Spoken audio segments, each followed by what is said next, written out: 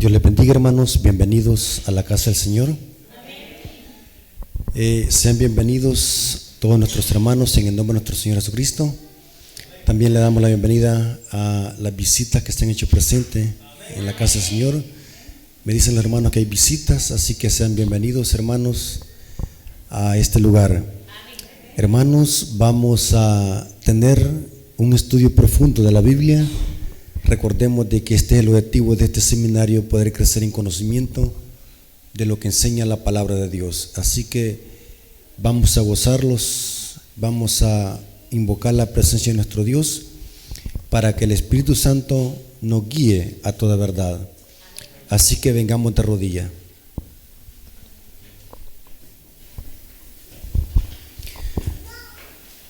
Padre nuestro que estás en el cielo, engrandecido sea su nombre. Gracias porque nos permites poder congregarnos en tu santo templo para poder enriquecernos de conocimiento de tu palabra. Danos ese poder de lo alto, el Espíritu Santo que nos guía a la verdad, nos ayude a discernir tu palabra y a interpretarla correctamente. Y que este mensaje sea de edificación para nuestras vidas espirituales y que quede impregnado en nuestra mente y nuestro corazón tu palabra. Pues te lo suplicamos en el nombre de Jesús. Amén. Ok, hermanos, vamos a hacer un estudio profundo de las Sagradas Escrituras. Así que este es un seminario de pura Biblia. Así que esperamos de que los hermanos que están asistiendo puedan crecer en conocimiento y puedan atesorar todas estas verdades en su corazón y en su mente. No se trata solamente de escuchar. La palabra de Dios dice: bienaventurado el que lee y los que oyen y guardan las palabras de esta profecía, porque el tiempo está que cerca. Entonces vamos a iniciar.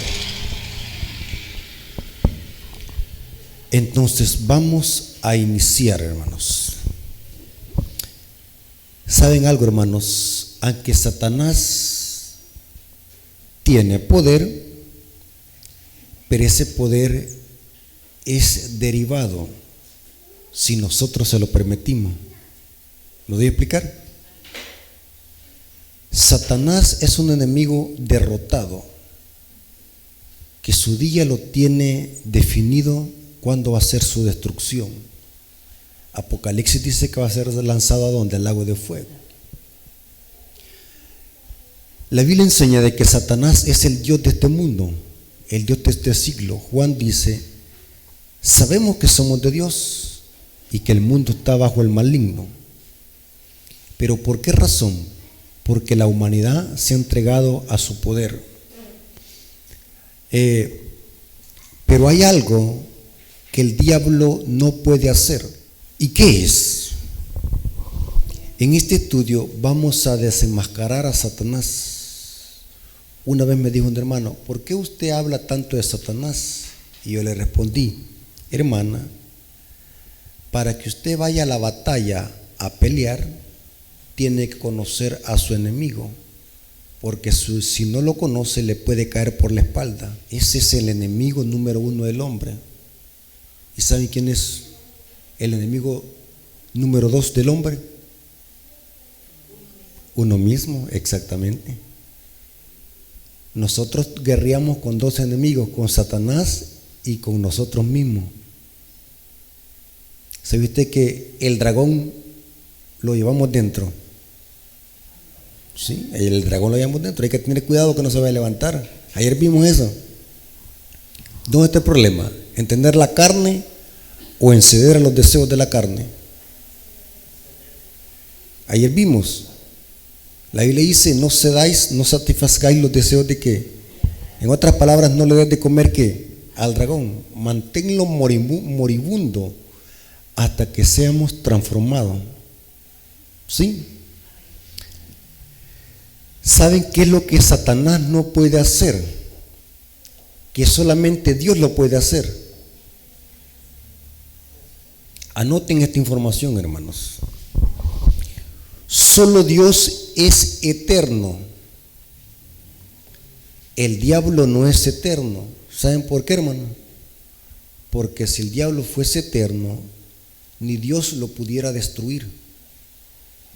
Mientras que Dios solamente Él es eterno. ¿Hay alguien que pueda destruir a Dios? No. Ese es un atributo exclusivo de Dios, la eternidad. La inmortalidad es un atributo exclusivo de Dios. Dice Pablo en 1 de Timoteo 6:16 y 1:17 de 1 Timoteo. Solo Dios puede crear. Interesante. El diablo no puede crear. La serpiente, ¿quién la hizo?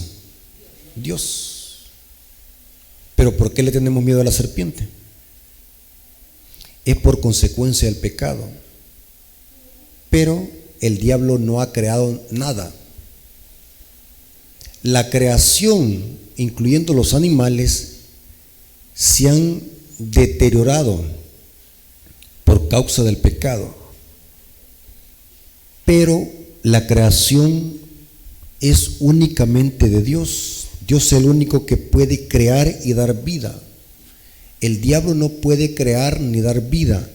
Este es un atributo exclusivo de Dios. Dios es el único creador de los cielos y la tierra.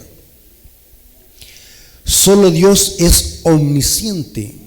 ¿Qué significa omnisciente? Que todo lo sabe. Eso significa omnisciente.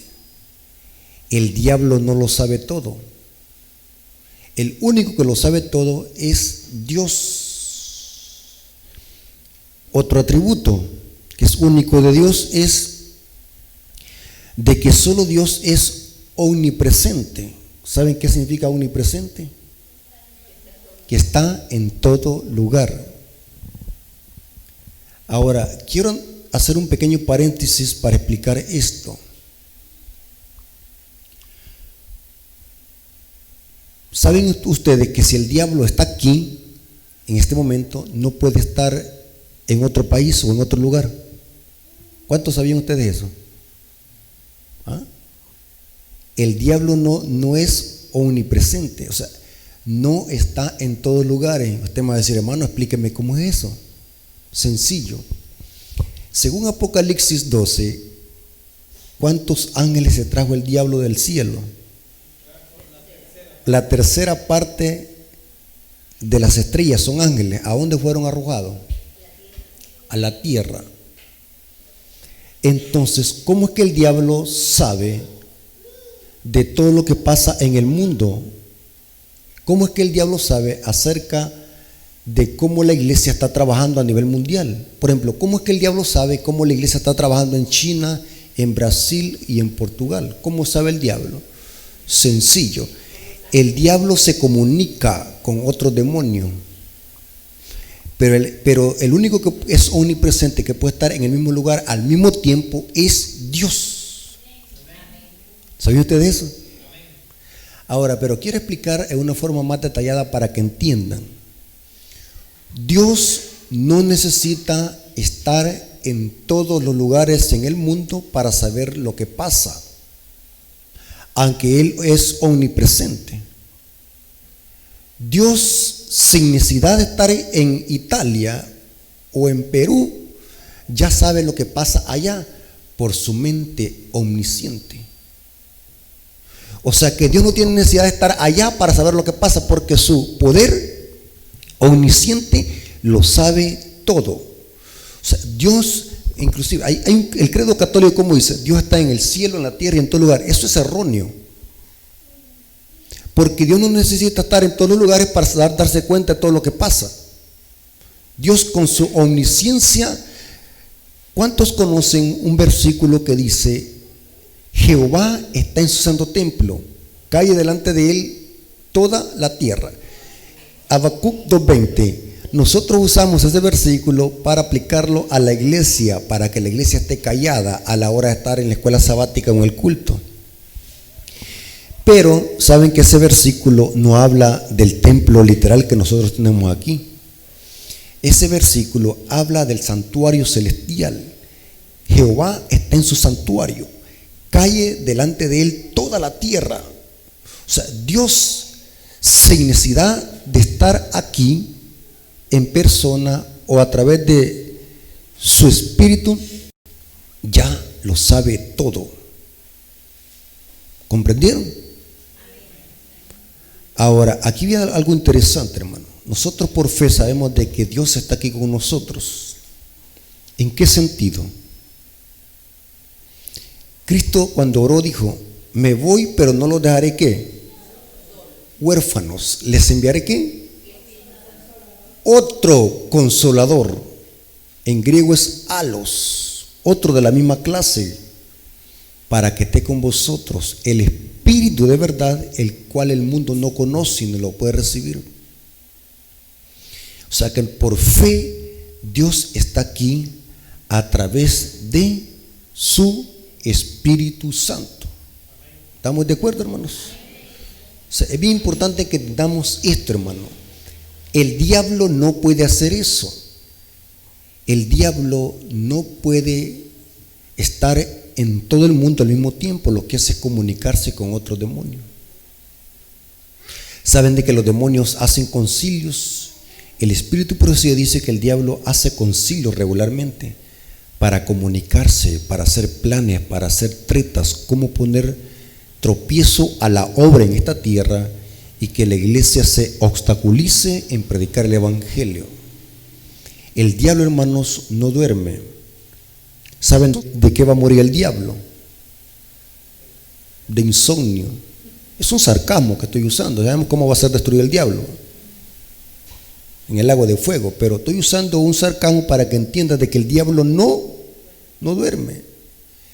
Mientras nosotros estamos dormidos, el diablo que planea sus ataques, hace concilio.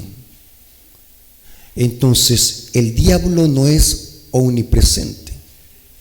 Es un atributo de Dios único, la omnipresencia, la omnisciencia, que Dios todo lo sabe.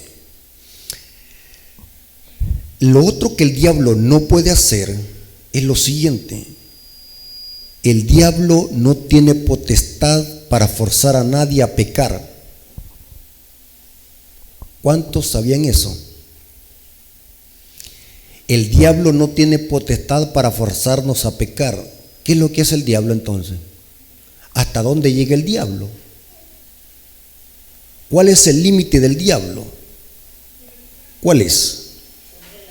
Poner la tentación. Pero el diablo no puede forzar a nadie a pecar. ¿De quién es la decisión? De nosotros. ¿El pecado es un estado o una elección? Una elección. Digo esto, hermanos, porque hay una herejía que se ha infiltrado en la iglesia que dicen de que el pecado ahora es un estado.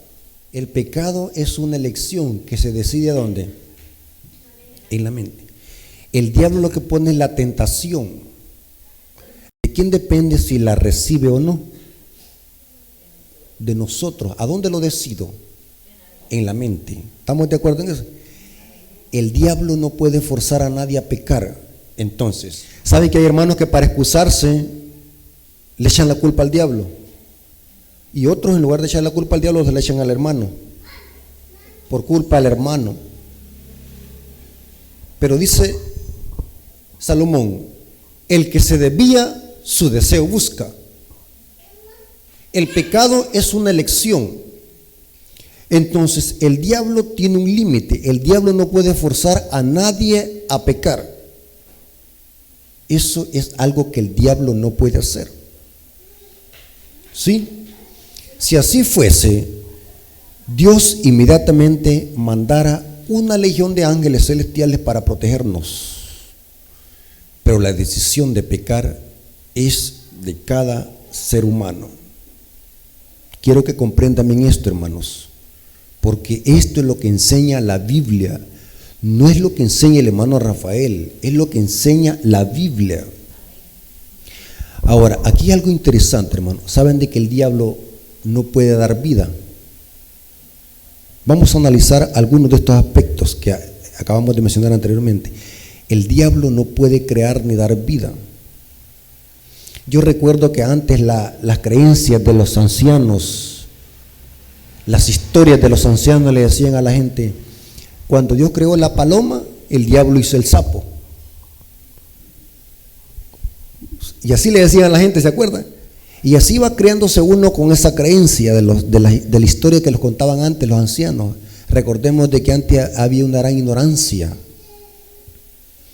Y de la misma ignorancia es que el diablo se valía de la gente. ¿Se acuerdan de que antes la gente mencionaba toda esta clase de brujería, de espiritismo? Me le hicieron ojo al niño. Como la gente creía en eso, me le hicieron, vi a la ciguanaba, vi al cadejo prieto, porque antes la gente era más ignorante y la gente creía en eso, y el diablo proporciona lo que la gente cree. Mientras que hoy hay más conocimiento, la gente ya no es ignorante como antes. La gente estudia más y lee. El diablo no puede dar vida ni puede crear. Ahora, quiero que se concentren porque lo que viene, hermanos, es muy supremamente profundo. Este es un seminario teológico que estamos teniendo. Hermanos, el apóstol Pablo dice algo muy interesante. 2 Timoteo 3:8. Noten cómo dice el apóstol Pablo: y de manera que Janes y Jambres resistieron a Moisés. ¿Quiénes resistieron a Moisés? Janes y Jambres. ¿Están leyendo conmigo? Así también estos resisten a la verdad, hombres corruptos de entendimiento, repróbados en cuanto a la fe. Aquí Pablo menciona a dos individuos y dice que se llaman Janes y Jambres. ¿Quién es Janes y Jambres? ¿Cuántos habían leído este texto? ¿Quién es Janes y Jambres? Sencillo. Les voy a explicar quién es Janes y Jambres. ¿Quieren que les explique quiénes son? Fueron los brujos que resistieron a Moisés cuando Moisés llegó frente a Faraón con su hermano Aarón. Veamos la historia, qué es lo que pasó. Esta historia está en Éxodo capítulo 7, versículo 8 al 13. Habló Jehová a Moisés y a Aarón diciendo: si Faraón os respondiere diciendo: mostrad milagro, dirás a Aarón. Saben de que los impíos apóstatas, para creer en Dios, siempre les gustan los milagros. Pregunto, hermanos, ¿qué es lo que les gusta hoy en día a las iglesias cristianas? Los milagros. ¿Creen ustedes de que si tuviéramos una pancarta allá afuera que hoy iba a ser semana de milagros o tarde de milagros, creen ustedes de que aquí no cupiera la gente? Sí, les aseguro que hubiera recogido una valija solamente de dólares, porque eso les encanta a la gente, los milagros. A la gente no le gusta oír la palabra de Dios, le gustan los milagros. Les encantan los milagros, y recuerden de que el diablo lo que usted quiere, eso le va a proporcionar. Noten que aquí Faraón pide un milagro, y noten cómo dice: dirás a Aarón, toma tu vara y échala delante de Faraón, para que se haga culebra. Esto está diciéndolo Dios. Vinieron pues Moisés y Aarón a Faraón e hicieron como Jehová lo había mandado. Y echó a Aarón su vara delante de Faraón y de sus siervos, y se hizo culebra. Note qué interesante. La vara de Aarón se convirtió en culebra. Y sigue diciendo: entonces llamó Faraón a los sabios hechiceros. Estos son Janes y Jambres. E hicieron también lo mismo los hechiceros de Egipto con sus encantamientos, pues echó cada uno su vara, las cuales se volvieron culebras. Mas la vara de Aarón devoró la vara de ellos, y el corazón de Faraón se endureció, y no los escuchó como Jehová lo había dicho. Aquí viene lo interesante, hermanos. Pregunto: ¿será que las varas de los brujos se convirtieron en culebra? El texto dice que se convirtieron en culebra. Un texto sin su contexto es un pretexto. Acabamos de ver de que el diablo no puede dar vida. ¿Por qué? Porque él es un ser creado. El único que puede crear es Dios. La vara de Aarón sí se convirtió en culebra. La de los brujos fue un milagro falsificador. Fue un encantamiento que hechizó la mente de los que estaban ahí observando y vieron mentalmente que las varas se convirtieron en culebra, pero no se convirtieron.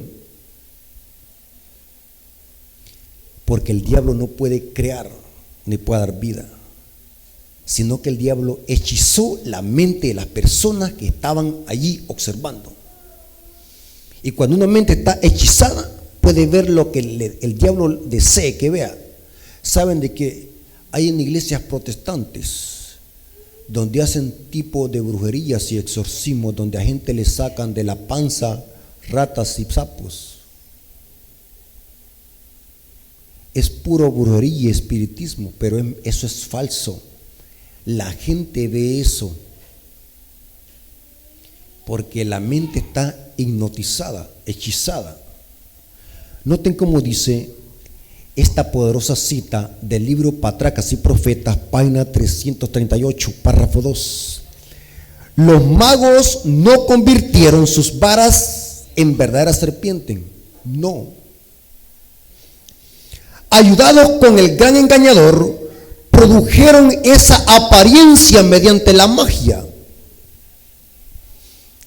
Estaba más allá del poder de Satanás cambiar las varas de las serpientes vivas. El príncipe de mal, aunque posee toda la sabiduría y el poder de un ángel caído, no puede crear ni dar vida. Poderosa cita. O sea que fue una brujería. Hipnotizó la mente de los que estaban allí observando ese espectáculo. Las varas siguieron siendo varas. La vara de Aarón sí se convirtió ¿qué? En culebra, porque Dios sí puede dar vida y es creador. Y sigue diciendo la poderosa cita: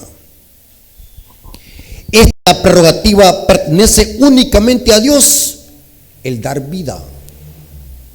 Pero Satanás hizo todo lo que estaba a su alcance. Produjo una falsificación para la vista humana. Las varas se convirtieron en serpiente. Así lo creyeron el faraón y su corte. Pero fue en la mente que observaron eso. Tremendo, hermanos.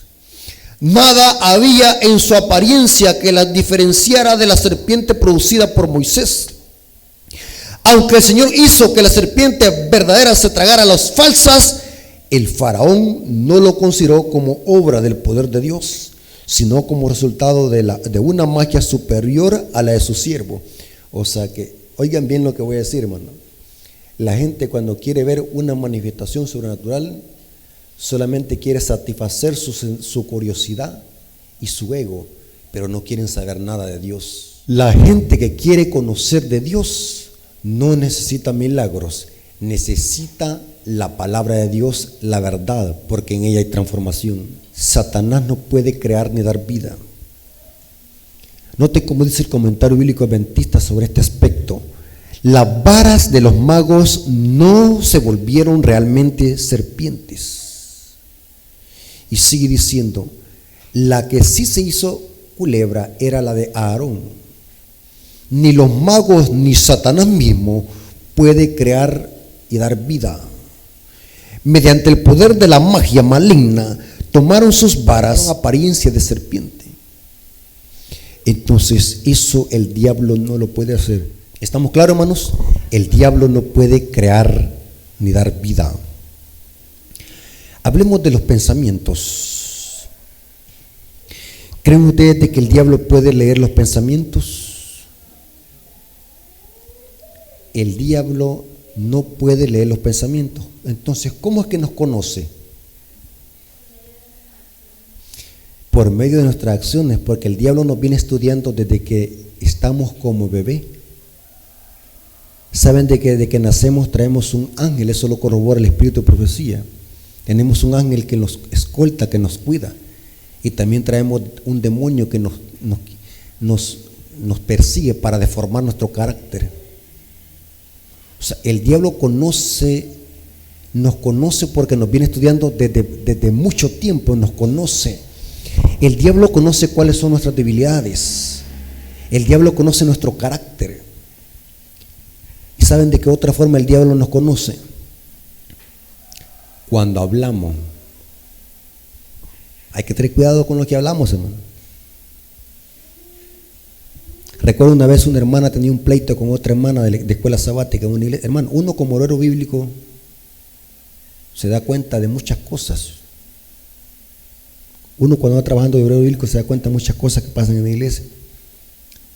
Recuerdo que una hermana decía, tenía un pleito con otra hermana. Y recuerdo que cuando la hermana estaba dando la escuela sabática, la hermana dijo: quisiera que mis ojos fueran balas para tirarle un disparo. En la iglesia se da eso. Acuérdense, hermano, que en el pueblo de Dios hay de todo. Aunque usted lo agarre como burla, pero en la iglesia hay de todo. Hay hermanos que tienen roces y diferencias con hermanos y nunca lo solucionan, y así toman la Santa Cena. ¿Sí? Hermanos que tienen pleitos de años y no quieren bajar el ego, no quieren humillarse. Entonces, el diablo oye eso, nos estudia. Por eso es, hermano, cuando usted ore, hágalo sinceramente, porque si solamente ora solamente para hablar palabrerías como el catolicismo romano, que repite rezos, solamente le está dando información al diablo de lo que es usted. O sea, hay que tener cuidado con esto. O sea, hay que orar, pero hágalo sinceramente. Por eso es que dice el Salmo: el corazón contrito y humillado no lo desprecias tú. Hay que hacer una oración sincera para que Dios nos dé ese poder vitalizador para que nos haga resistir en el día malo. Pero si tú solamente ora para decirle la información al diablo, esa va a ser una arma letal para el diablo, para atacarlo. ¿Se dan cuenta qué delicado es esto? El diablo no conoce nuestra mente. El único que conoce lo que pensamos es Dios. Noten cómo dice 1 Reyes 8:39. Tú oirás en los cielos, en el lugar de tu morada, y perdonarás y actuarás y darás a cada uno conforme a sus caminos, cuyo corazón tú conoces. El corazón en la Biblia es sinónimo de intelecto, de mente, de pensamientos, porque solo tú conoces el corazón de todos los hijos de los hombres. ¿Quién es el único que conoce nuestro pensamiento, nuestra mente? Es Dios. El diablo no puede leer nuestra mente ni nuestro intelecto. Noten cómo dice el Salmo 139, versículo 2 al 6. Dice lo siguiente. La cita que leí anteriormente, hermanos, era de 1 Reyes 8:39. Ahora vamos a leer Salmos 139, versículo 2 al 6, para que vean de que el único que tiene potestad de conocer nuestros pensamientos es Dios. Tú has conocido mi sentarme y mi levantarme. Has entendido desde lejos mis pensamientos. Tremendo, hermanos. Has escudriñado mi andar y mi reposo, y todos mis caminos te son conocidos. Pues aún no estaba la palabra en mi lengua, y aquí, oh Jehová, tú lo sabes todo. Eso se llama omnisciencia, la soberanía de Dios, que antes de que nosotros pensemos algo, Dios ya lo sabe. Y saben algo interesante, hermanos, otro detalle: el diablo no conoce el futuro. O sea, el diablo, como es un ser creado, está en la misma categoría de nosotros, porque somos seres creados. ¿Hay alguien en esta tierra que conozca el futuro? No. Conocer el futuro, lo que va a pasar en unas cuantas horas o en un minuto después. O sea, saben, hermano, que nosotros vivimos siempre en el pasado. ¿Sí? Porque esto que les acabo de decir ya quedó en el pasado, hace un minuto, hace un segundo. O sea, nosotros siempre vivimos ¿qué? En el pasado. Porque esto que les acabo de decir ya pasó un segundo. O sea, nosotros no conocemos lo que va a pasar dentro de una hora o más noche. No sabemos si vamos a morirlo o qué es lo que puede pasar de aquí cuando salgamos para nuestros hogares. No sabemos qué es lo que puede pasar. Porque solamente Dios conoce el futuro. Entonces, ¿cómo es esto que han salido un montón de charlatanes pronosticando el futuro? Los profetas, el profeta tal, ha pronosticado que viene otra pandemia, que viene otro terremoto para Guatemala.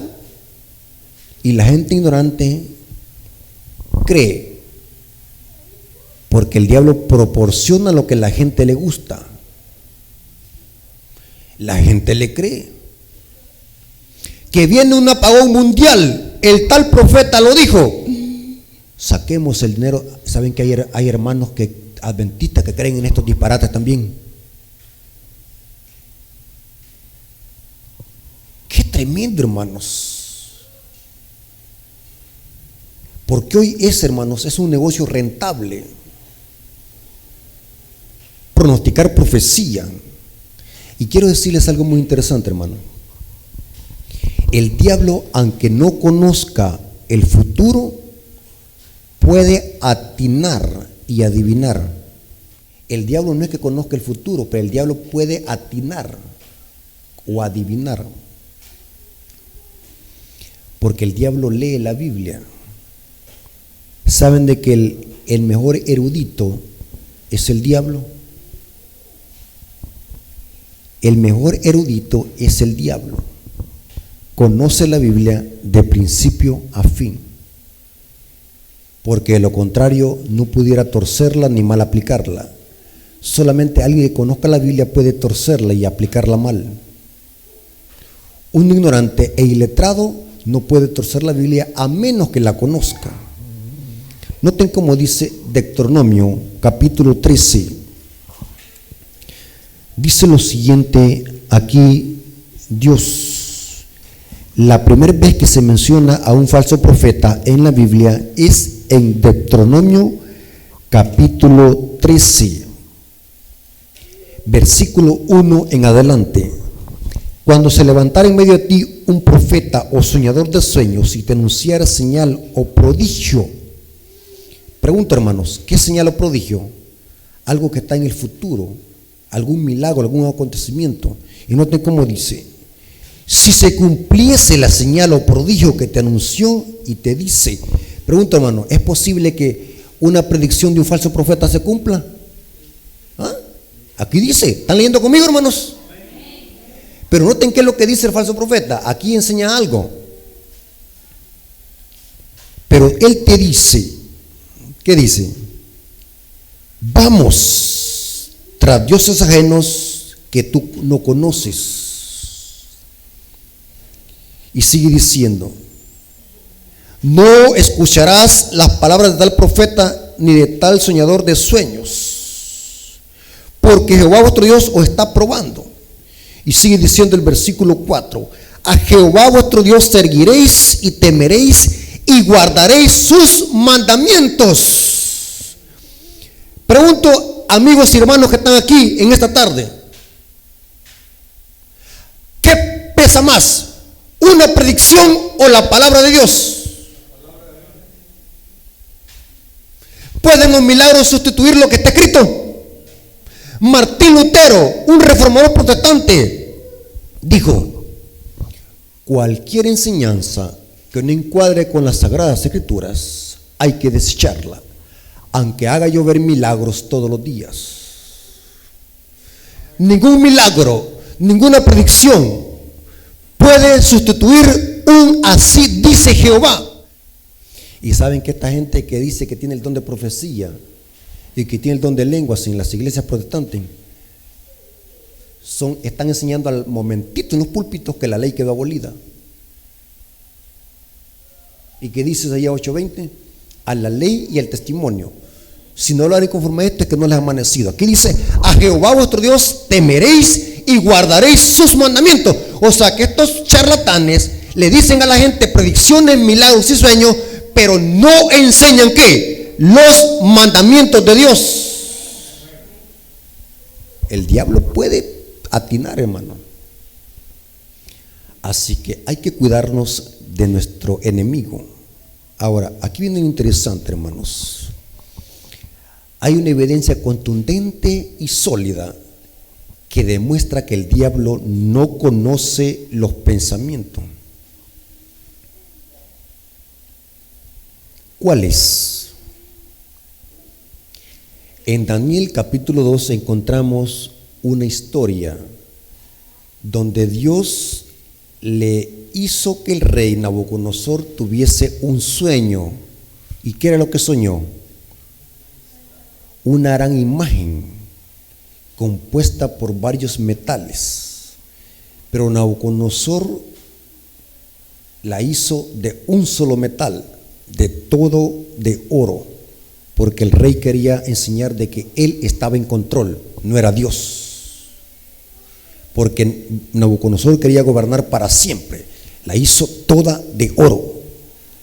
Pero es interesante, hermano, que cuando el rey despertó de este sueño, dice que mandó a llamar a todos los brujos de Babilonia y ninguno le pudo decir de qué se trataba el sueño.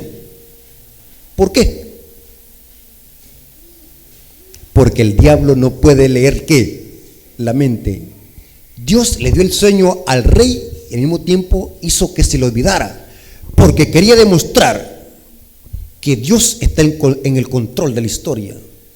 Dios es el que está al control de este planeta Tierra, no es el diablo. El diablo, aunque aparentemente, oigan como estoy diciendo, aparentemente se ve que él está en control, pero Dios es el que está en control. Porque la Biblia dice que en los días de estos reyes Dios levantará un reino que jamás será ¿qué? Conmovido. Mire cómo Satanás tiene ocupadas las naciones en guerras y masacres, porque el diablo quiere sofocar a las naciones para que den una ley dominical, un nuevo orden mundial. El diablo mantiene sofocadas las naciones para que la gente se distraiga de la preparación para los últimos días, dice el Espíritu de Profecía. Pero aquí vemos de que el diablo no pudo darles el poder a los brujos para que le explicaran el sueño al rey. ¿Por qué? Porque el diablo tampoco sabía de qué se trataba el sueño. El diablo no puede leer la mente. Ahora el diablo sí sabe de qué se trataba el sueño porque está registrado en la Biblia. Y el diablo llegó a descubrir de qué se trataba el sueño porque ¿quién es el único que se lo reveló a Daniel? ¿De qué se trataba el sueño? Era Dios. Y noten cómo dice Daniel 2, 1 al 4. En el segundo año del reinado de Nabucodonosor, tuvo Nabucodonosor sueños y perturbó su espíritu. Y se le fue el sueño. Hizo llamar el rey a los magos y astrólogos y encantadores y caldeos para que explicasen sus sueños. Vinieron pues y se presentaron delante del rey, y el rey les dijo: he tenido un sueño y mi espíritu se ha turbado para saber el sueño, o sea que se le olvidó.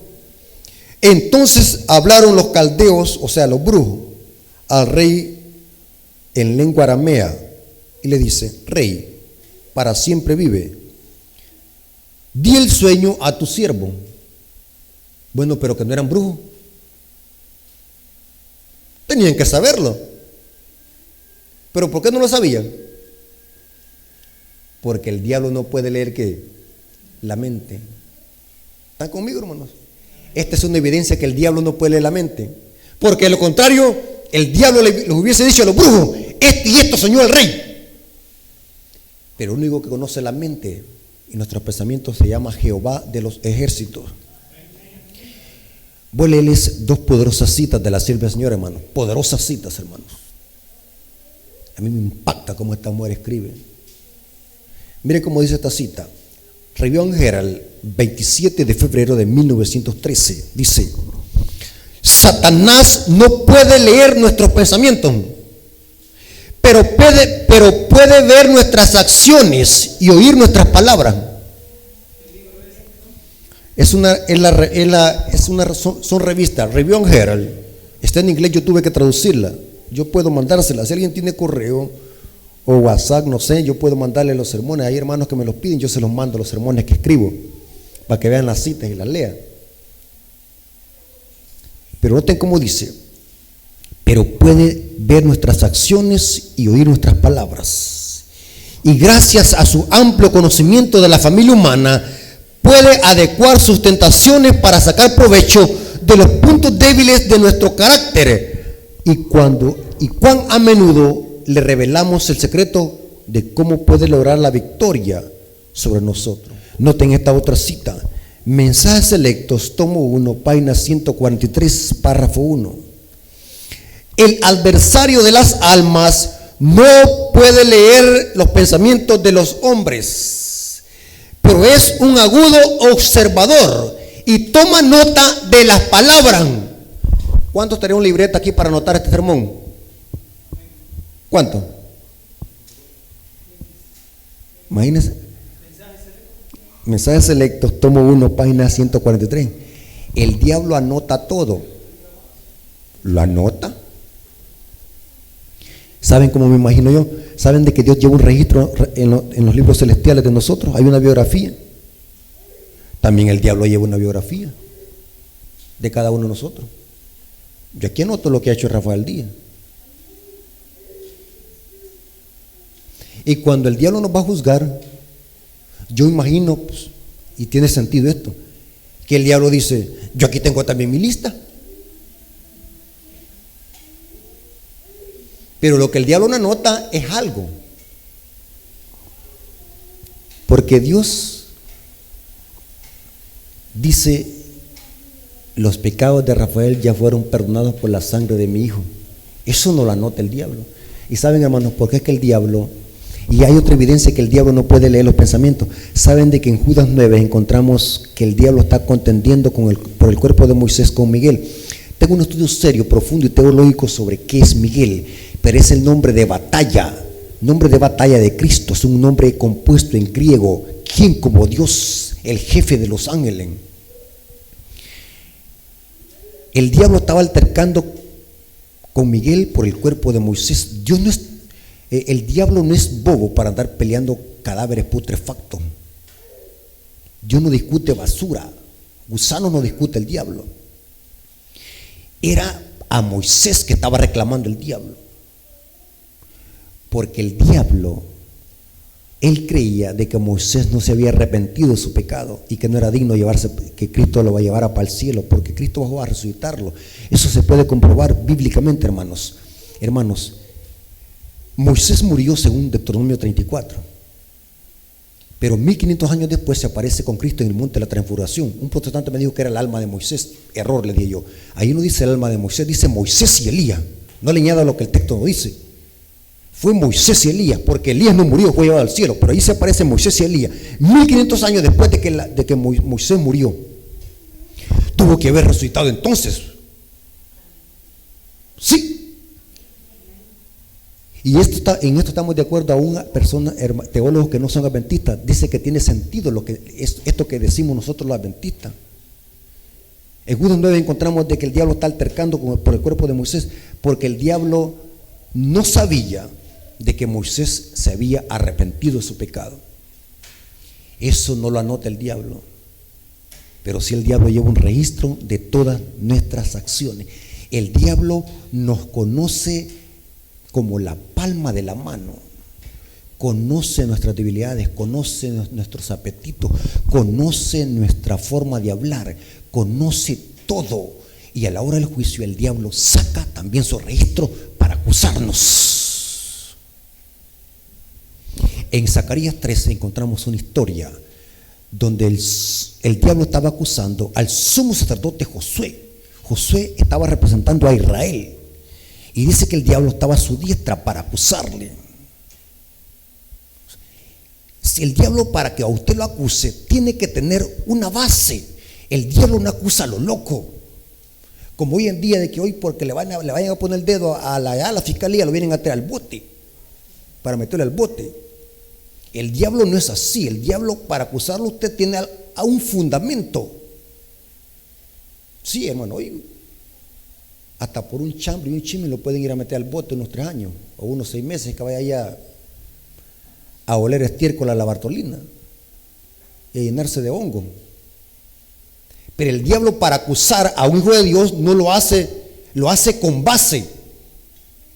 Pero ahí es donde Cristo presenta sus manos, que Él murió por nosotros y que somos perdonados por la sangre preciosa de Cristo. Ahora, es interesante, hermano, que aquí dice esta poderosa cita, que el diablo no puede leer nuestros pensamientos, pero es un agudo observador y toma nota de las palabras. Él anota, o sea que el diablo anda una libreta y anda un bolígrafo. ¿Y usted cuántas libretas anda, hermano? No me diga que usted todo esto se le quede en la mente. No me trago ese cuento. Ni que tuviera una mente de Salomón. Por eso es que es bueno anotar. No me diga que usted a la escuela va sin cuaderno. ¿Ah? ¿Por qué lleva cuaderno a la escuela? Para anotar. Y aquí dice: registra las acciones hábilmente, adapta sus tentaciones para tratar las cosas de los que se colocan al alcance de su poder. Si trabajamos para reprimir los pensamientos y sentimientos pecaminosos sin darle expresión en palabras y acciones, Satanás sería derrotado, pues no podría preparar sus engaños y tentaciones adecuadas para el caso. Pero nosotros, ¿qué? Le damos lugar al diablo. Para terminar, el diablo a nadie lo puede hacer pecar. Téngalo por seguro, hermanos. Si alguien peca, porque el pecado es transgresión, ¿qué? Sí, que quede claro eso, que el pecado es transgresión de la ley. Porque una vez me dijo un hermano: si usted no se sube con corbata al púlpito, no puede predicar. Porque hay quienes que se inventan sus propias normas en la iglesia, normas de hombres como los fariseos. La Biblia dice que el pecado es infracción de la ley. Violar uno de sus mandamientos es pecado, dice 1 Juan 3:4. Ahora bien, el diablo a nadie lo puede hacer pecar. Hermanos, si usted alguna vez se va de la iglesia adventista, nunca vaya a hablar mal de la iglesia. Conocí un hermano que le tuve que poner freno allá en mi pueblo, que se salió de la iglesia porque no se le permitió que él hiciera lo que le daba la gana. Se salió de la iglesia y andaba hablando mal de la iglesia adventista. Vengo yo y le paré el carro en la calle y le dije: hermano, por favor no ande hablando mal de la iglesia, porque la iglesia no tiene culpa de que usted ande así. Usted anda así porque usted quiere. Imaginemos lo que José tenía forma para excusarse. José, si él quería, sí, la mujer se me metió, porque si no procedía, la mujer iba a hablar mal de mí, que yo era que del otro bando. Pero José sabía que lo que era pecado. Sí. Pecado es transgresión de la ley. El pecado es una elección. El diablo solamente pone la tentación. Pregunto, ¿Cristo fue tentado? ¿Es pecado ser tentado? No. Noten lo que dice Mateo 4:3. Y vino el tentador. ¿Para qué? Y le dijo: si eres hijo de Dios, di que estas piedras se conviertan en pan. Vino el tentador. Ser tentado no es pecado. ¿Estamos de acuerdo en eso, hermano? Si su debilidad es el guaro, el licor, el diablo lo va a atacar por eso, por allí. Pero la pregunta es: ¿hay poder para vencer esa tentación? ¿A dónde está el poder? En Cristo. Si nos aferramos al poder de Cristo, vamos a poder salir vencedores. ¿Sí? Ahora, ¿cómo se origina el pecado? Noten lo que dice Santiago 1, 13 al 15. Santiago capítulo 1, versículo 13 al 15 dice: cuando alguno es tentado, no diga que es tentado de parte de Dios, porque Dios no puede ser tentado por el mal. Esta palabra tentado por el mal en este contexto es: Dios no puede ser tentado para pecar. Dios no puede pecar porque Él es Dios. Cristo fue tentado como hombre, no como Dios. ¿Estamos de acuerdo? Cristo fue tentado como hombre. Estando en condición de hombre, el diablo lo tentó. ¿Estamos de acuerdo? Dios no puede ser tentado por el mal, ni tienta a nadie, sino que cada uno es tentado cuando de su propia concupiscencia es atraído y seducido. El mal deseo, ¿dónde inicia? La concupiscencia, ¿dónde inicia? En la mente. Entonces la concupiscencia, después de que ha concebido, da luz al pecado, y el pecado, siendo consumado, da luz a la muerte.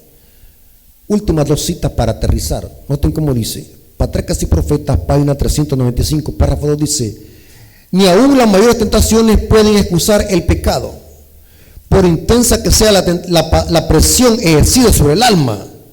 La transgresión siempre será un acto nuestro. ¿No captaron, hermano? Cuando alguien peca, ¿de quién es la culpa? De la persona.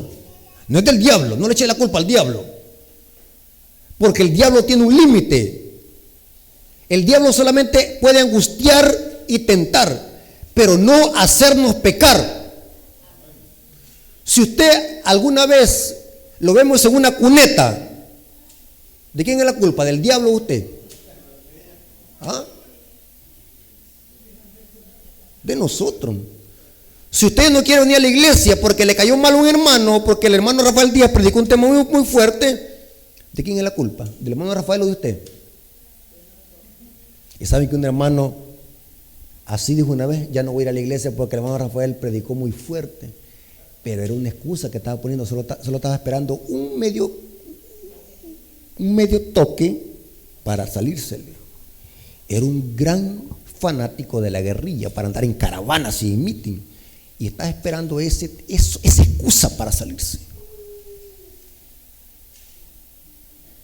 ¿Es correcto que yo me salga a la iglesia porque el hermano Rafael predicó un tema fuerte? Tremendo, hermano. Siempre será un acto nuestro. No puede la tierra ni el infierno obligar a nadie a hacer el mal. Satanás nos ataca en nuestros puntos débiles, pero no es preciso que nos venza, por severa e inesperado que sea el asalto. Dios ha provisto ayuda para nosotros, y mediante su poder podamos salir vencedores. ¿Cómo dicen amén? Amén. Otra cita, Conflicto de los Siglos, página 500, párrafo 1, dice: nadie sin su propio consentimiento puede ser vencido por Satanás. Nadie. O sea que si nosotros nos aferramos al poder divino, somos más poderosos que una legión de demonios. ¿Sí? Saben de que el diablo, cuando ve a un hijo de Dios que se arrodilla, el diablo tiembla. Cuando ve a un hijo de Dios que estudia la Biblia, el diablo tiembla. El diablo no le tiene miedo a esas iglesias grandes. El diablo le tiene miedo a los hijos de Dios consagrados. Noten cómo dice: nadie sin su propio consentimiento puede ser vencido por Satanás. El tentador no tiene poder para gobernar la voluntad o obligar al alma a pecar. Puede angustiar, pero no contaminar. Puede causar agonía, pero no corrupción. El hecho de que Cristo venció debería inspirar valor a sus discípulos para sostener denodadamente la lucha contra el pecado y Satanás. El pecado es una elección, y esto Satanás nunca lo podrá hacer. El que peca es porque él quiere. Satanás tiene un límite, y el límite es que solamente puede tentar, angustiar, agobiar, pero no forzarlos a pecar. Hermanos, nuestra victoria solamente la encontramos en Cristo. Pablo dijo: para que en el nombre de Jesús se doble toda rodilla. Noten que el nombre de Jesús tiene poder. El diablo tiembla con solo mencionar el nombre de Jesús. Noten, para que en el nombre de Jesús se doble toda rodilla de los que están en el cielo, en la tierra y debajo de la tierra. Hermanos, gloria a Dios por este mensaje. Le agradecemos a Dios porque nos ha hablado nuestro corazón a través de su palabra. Así que, hermanos, vamos a orar para agradecerle a nuestro Dios por este precioso mensaje. Pónganse de pie, vamos a orar. Señor que estás en el cielo, gracias te damos por este precioso mensaje, alimento sólido para tus hijos. Nos hemos dado cuenta que el dragón es un enemigo derrotado, que su poder es solamente derivado si nosotros le permitimos. Señor, reconocemos también de que sin tu poder es imposible vencer las tentaciones de Satanás, pero en tu poder somos más que vencedores. Tu palabra dice: todo lo puedo en Cristo que me fortalece. Gracias por este estudio, Señor. Gracias por este seminario. Bendice a nuestros hermanos y amigos. Que este estudio haya sido de bendición. Pues te lo suplicamos y lo agradecemos en el nombre de Jesús. Amén. Dios me lo bendiga.